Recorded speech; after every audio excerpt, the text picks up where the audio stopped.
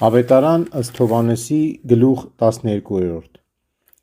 Հիսուս աղաղակում էր ու ասում. «Ով ինձ է հավատում, ինձ չէ, որ հավատում է, այլ նրան, ով ինձ ուղարկեց։ Եվ ով ինձ է տեսնում, տեսնում է նրան, ով ինձ ուղարկեց։ Ես որպես լույս եկա աշխարհ, որպեսզի ամեն ոք, որ ինձ հավատում է, խավարում չմնա։ Եվ եթե մեկը լսի իմ խոսքերը և չպահի դրանք, ես նրան չեմ դատապարտի, քանի որ չեկա, որ աշխարհը դատապարտեմ, այլ որպեսզի փրկեմ աշխարհը։ Ով անարգում է ինձ և իմ խոսքերը չի ընդունում, կա մեկը, որ նրան դատում է։ Այն խոսքը, որ ես խոսեցի, դա պիտի դատապարտի նրան վերջին օրը,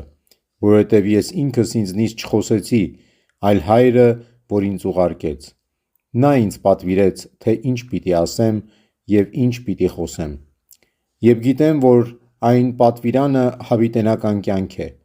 Արդ ինչ որ ես եմ խոսում, այնպես եմ խոսում, ինչպես Հայրն ինձ ասաց»։